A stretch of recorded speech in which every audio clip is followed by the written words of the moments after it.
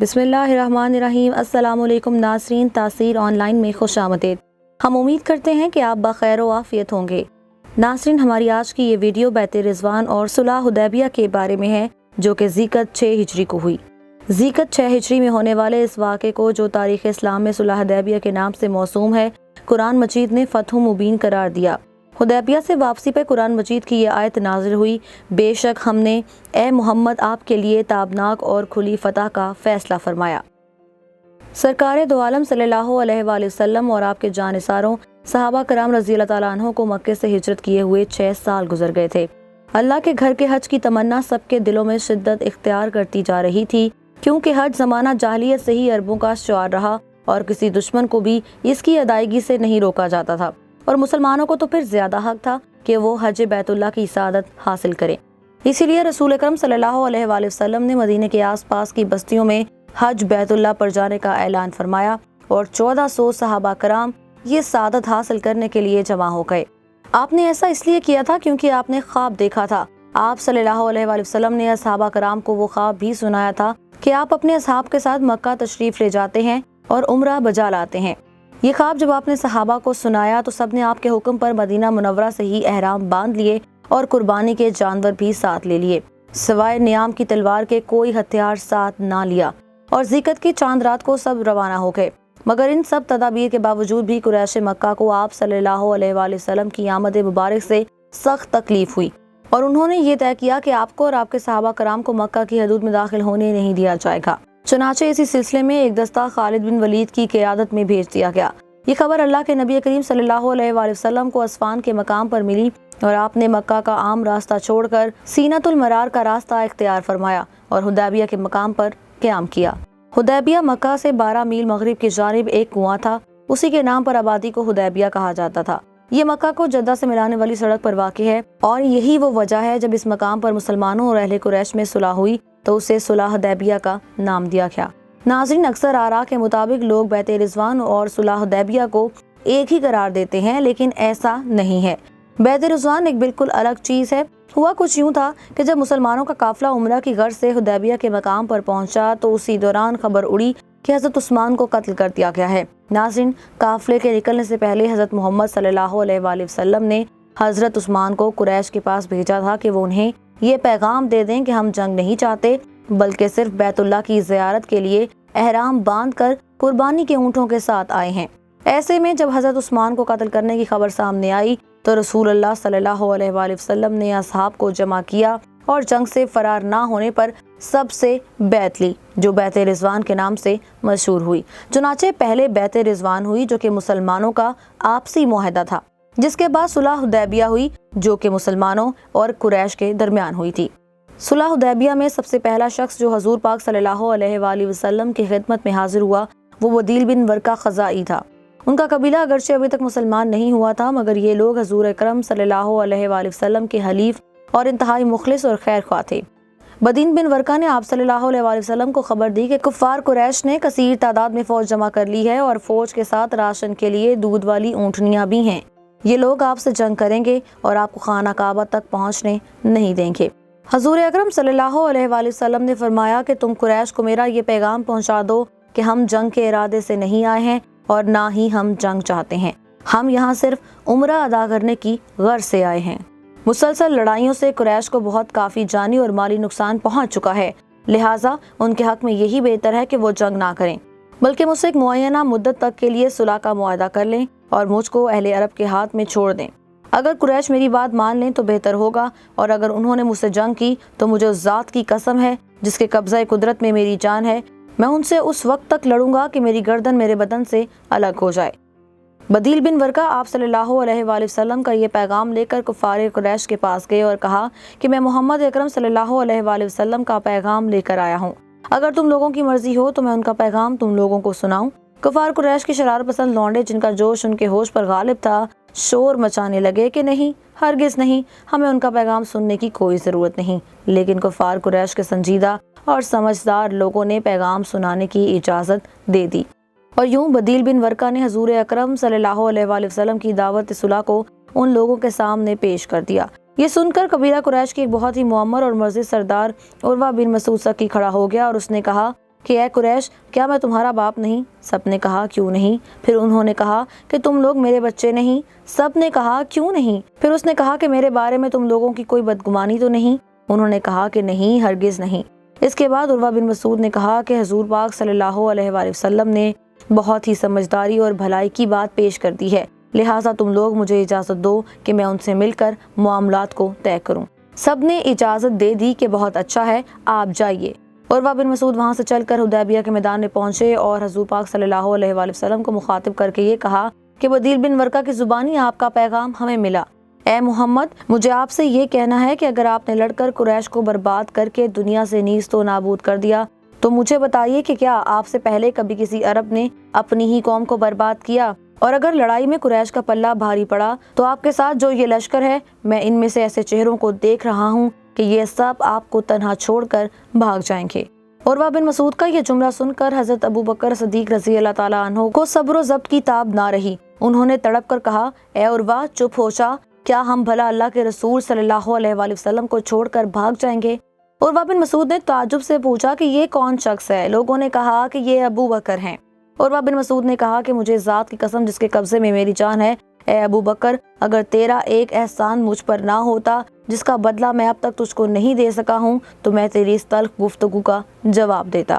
عروہ بن مسعود اپنے آپ کو سب سے بڑا آدمی سمجھتا تھا، اس لیے جب بھی وہ حضور اکرم صلی اللہ علیہ وآلہ وسلم سے کوئی بات کہتا تو ہاتھ بڑھا کر آپ صلی اللہ علیہ وآلہ وسلم کی ریش مبارک پکڑ لیتا اور بار بار آپ صلی اللہ علیہ وسلم کی مقدس داڑھی پر ہاتھ ڈالتا تھا۔ حضرت مغیرہ بن شیبہ رضی اللہ تعالیٰ عنہ جو ننگی تلوار لے کر حضور پاک صلی اللہ علیہ وآلہ وسلم کے پیچھے کھڑے تھے، وہ عروہ بن مسعود کی اس جرأت اور حرکت کو برداشت نہ کر سکے۔ عروہ بن مسعود جب ریش مبارک کی طرف ہاتھ بڑھا رہے تھے تو حضرت مغیرہ نے تلوار کا قبضہ ان کے ہاتھ پر مار کر ان سے یہ کہا کہ ریش مبارک سے اپنا ہاتھ ہٹا لے۔ عروہ بن مسعود نے اپنا سر اٹھایا اور پوچھا کہ یہ آدمی کون ہے؟ لوگوں نے بتایا کہ یہ مغیرہ بن شعبہ ہے۔ تو عروہ بن مسعود نے ڈانٹ کر کہا، اے دغا باز، کیا میں تیری عہد شکنی کو سنبھالنے کی کوشش نہیں کر رہا؟ ناظرین، حضرت مغیرہ بن شعبہ رضی اللہ تعالیٰ عنہ نے چند آدمیوں کو قتل کر دیا تھا جن کا خون بہا عروہ بن مسعود نے اپنے پاس سے ادا کیا تھا اور اس وقت وہ اسی کی طرف اشارہ کر رہے تھے۔ اس کے بعد عروہ بن مسعود صحابہ کرام رضی اللہ تعالیٰ عنہ کو دیکھنے لگے اور پوری لشکرگاہ کو دیکھ بھال کر وہاں سے روانہ ہو گئے۔ عروہ بن مسعود نے حدیبیہ کے میدان میں صحابہ کرام رضی اللہ تعالیٰ عنہ کی حیرت انگیز اور تعجب خیز عقیدت اور محبت کا جو منظر دیکھا، اس نے اس کے دل پر بڑا عجیب اثر ڈالا۔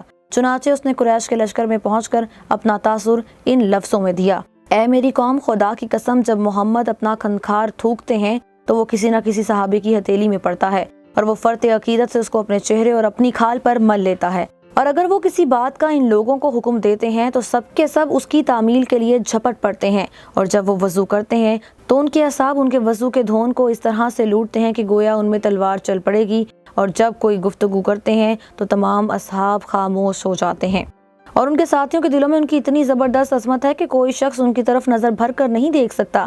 اے میری قوم، خدا کی قسم، میں نے بہت سے بادشاہوں کا دربار دیکھا، میں کیس و کسرا اور نجاشی کے درباروں میں بارہا گیا، مگر خدا کی قسم میں نے کسی بادشاہ کے درباریوں کو اپنے بادشاہ کی اتنی تعظیم کرتے ہوئے نہیں دیکھا جتنی تعظیم محمد صلی اللہ علیہ وآلہ وسلم کے ساتھی محمد صلی اللہ علیہ وآلہ وسلم سے کرتے ہیں۔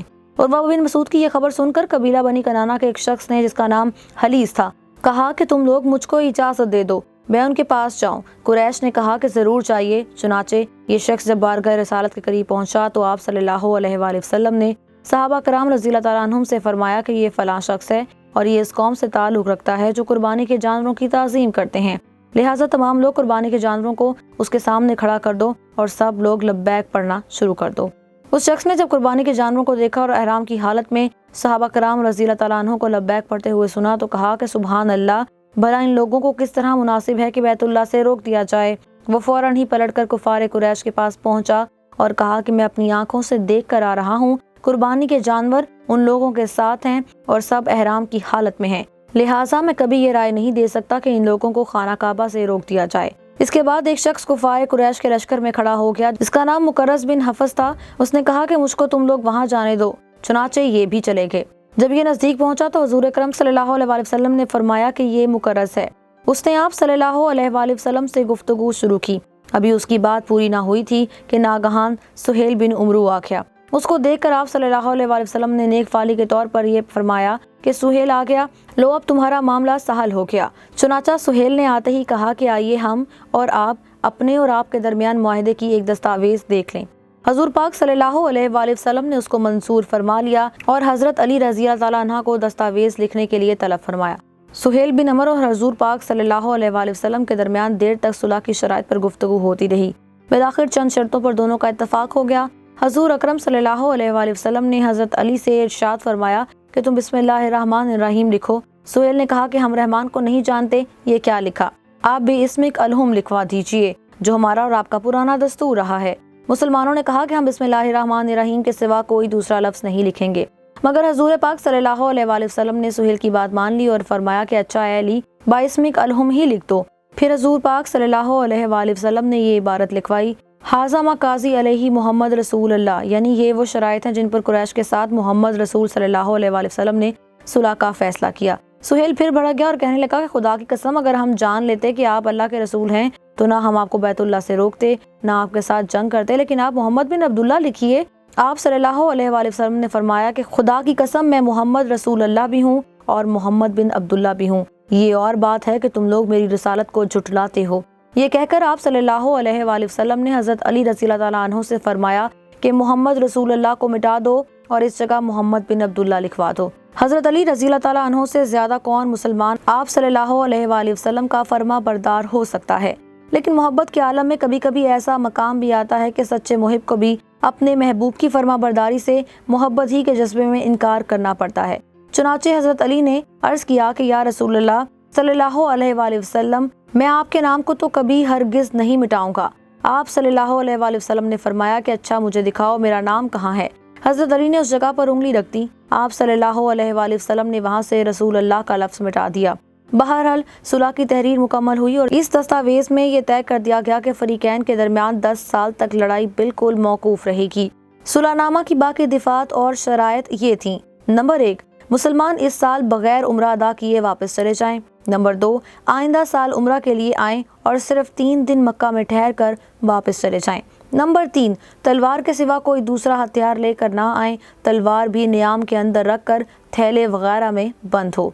نمبر 4، مکہ میں جو مسلمان پہلے سے مقیم ہیں ان میں سے کسی کو اپنے ساتھ نہ لے جائیں اور مسلمانوں میں سے اگر کوئی مکہ میں رہنا چاہے تو اس کو نہ روکیں۔ نمبر 5، کافروں یا مسلمانوں میں سے کوئی شخص اگر مدینہ چلا جائے تو واپس کر دیا جائے، لیکن اگر کوئی مسلمان مدینہ سے مکہ میں چلا جائے تو وہ واپس نہیں کیا جائے گا۔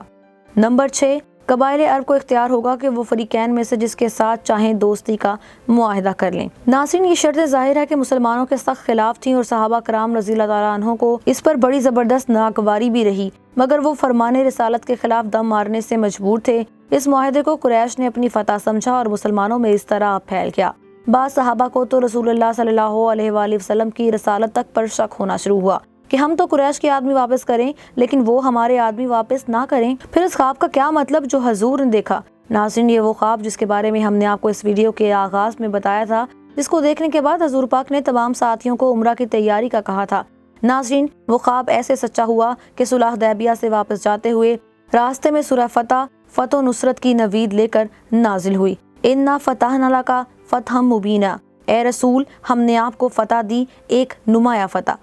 چنانچہ بعد میں سب نے عملاً دیکھ لیا کہ اس معاہدے کی برکت سے اسلام کو ایک باغیانہ تحریک کی حیثیت سے نہیں بلکہ ایک دین کے طور پر تسلیم کیا گیا۔ جنگ بندی سے امن کی فضا بحال ہو گئی جس میں اسلام نے خوب پھلنا پھولنا شروع کیا۔ ناظرین، ہم امید کرتے ہیں کہ ہماری اس ویڈیو سے آپ کی معلومات میں اضافہ ہوا ہوگا۔ صدقہ جاریہ کی نیت سے یہ ویڈیو اپنے دوست، احباب اور رشتہ داروں میں ضرور شیئر کریں۔